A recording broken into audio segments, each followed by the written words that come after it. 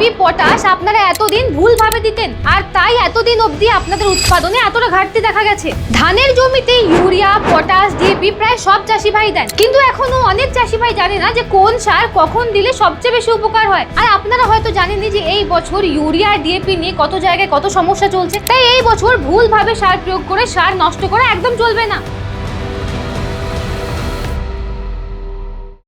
নমস্কার বাংলা, ধান খেতি সিরিজে আপনাদের অনেক অনেক স্বাগত। এরকম ধান সম্পর্কে আরো অনেক জানকারির জন্য আমাদের চ্যানেলকে সাবস্ক্রাইব করতে একদম ভুলবেন না। তাহলে চলুন দেরি না করে বুঝে নিই যে এই ইউরিয়া, ডিএপি আর পটাশ ব্যবহার করার সঠিক সময় কি, যাতে আপনাদের সার আর টাকা দুটোই বাঁচে আর গাছও নিজের পুষ্টি পেয়ে যায়। প্রথমেই একটা সহজ কথা বুঝতে হবে যে ধান গাছের প্রত্যেকটা স্টেজে আলাদা আলাদা পুষ্টি দরকার হয়। তাই সব সার একসাথে ঢেলে দিলে কোনোই কাজ হবে না। যে সময় যে সারের প্রয়োজন সেটাই দিতে হবে। তাই এবারে আমরা প্রথমেই কথা বলবো যে ডিএপি কখন দেবেন। দেখুন, ডিএপি তে থাকে 18% নাইট্রোজেন আর 46% ফসফরাস। আর ডিএপির প্রধান কাজ হলো গাছের শিকড় তৈরি করা, গাছের প্রাথমিক বৃদ্ধি বাড়ানো, তার সাথে গাছে বেশি খুশি বার করতেও সাহায্য করে। তাই ডিএপি দেওয়ার সঠিক সময় হলো চারা রোপণ করার আগে বা চারা রোপণ করার সময়। রোপণ হয়ে যাওয়ার পর ডিএপি দিলে সেই ডিএপি গাছের কোনো উপকারী আসতে পারে না, ওটা শুধু মাটিতেই পড়ে থাকে। তাই মনে রাখবেন, যতটা ডিএপি এনেছেন তার পুরো 100% ভাগই রোপণের আগে বা রোপণের সময় দেবেন, পরে না।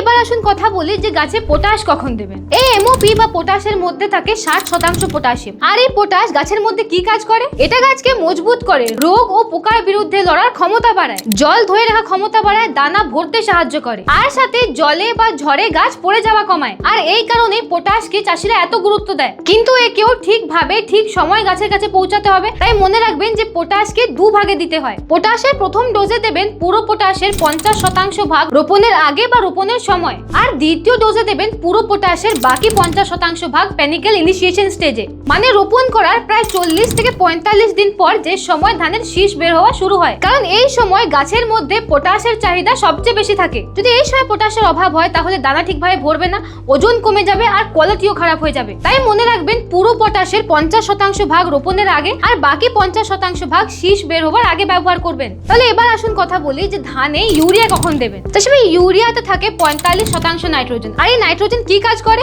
এই নাইট্রোজেন গাছে গাঢ় সবুজ রং আনে, গাছের খুশি সংখ্যা বাড়ায়, গাছের দ্রুত বৃদ্ধি আনে, আর গাছের পাতার মধ্যে বেশি ফটোসিনথেসিস বাড়ায়, যাতে গাছ বেশি খাবার বানাতে পারে। কিন্তু একটা কথা যেটা মাথায় রাখবেন, যে একসাথে গাছকে বেশি পরিমাণে ইউরিয়া কোনো দিনই দেবেন না। কারণ বেশি নাইট্রোজেন পেলে গাছের শুধু বানস্পতিক বৃদ্ধি হয়, আর সাথে রোগ আর কীটের আক্রমণও অনেক গুণ বেড়ে যায়। তাই ধানে ইউরিয়া 3 ভাগে দিতে হয়। ইউরিয়ার প্রথম ডোজে আপনি টোটাল ইউরিয়ার 25 থেকে 30% দেবেন রোপণের আগে বা রোপণের সময়। এটা গাছকে নতুন জায়গায় মানিয়ে নিতে সাহায্য করবে।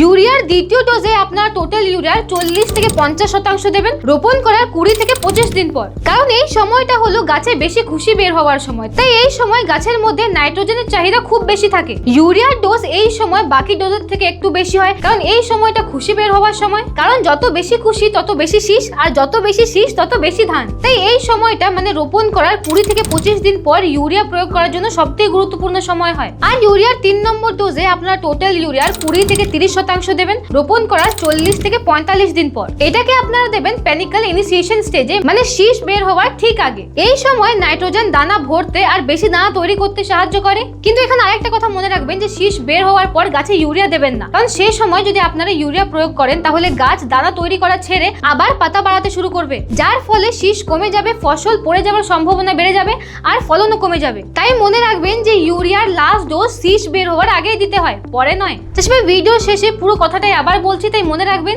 যে ডিএপির পুরো অংশটাই রোপণ করার আগে বা রোপণ করার সময় দেবেন। পুরো পটাশের 50% অংশটা রোপণের আগে, আর বাকি 50% রোপণের 40 থেকে 45 দিন পর। আর ইউরিয়ার জন্য 3টে ডোজ হবে। প্রথম 25 থেকে 30% রোপণের সময়, বাকি 40 থেকে 50% রোপণের 20 থেকে 25 দিন পর, আর শেষের 20 থেকে 30%টা রোপণের 40 থেকে 45 দিন পর। চাষি ভাই মনে রাখবেন যে সারের পরিমাণ যতটা গুরুত্বপূর্ণ, তার থেকেও বেশি গুরুত্বপূর্ণ হলো সঠিক সময়ে সার দেওয়া। সঠিক সময় সঠিকভাবে সার দিলে উৎপাদনের মধ্যে আপনারা নিজের চোখেই পার্থক্য দেখতে পাবেন। তাহলে চাষি ভাই আজকে ভিডিওটা এখান অবধিই রইল। ধানে যে কোনো সমস্যা হলে আমাদেরকে কমেন্টে জানান। দেখা হচ্ছে পরের ভিডিওতে। ধন্যবাদ।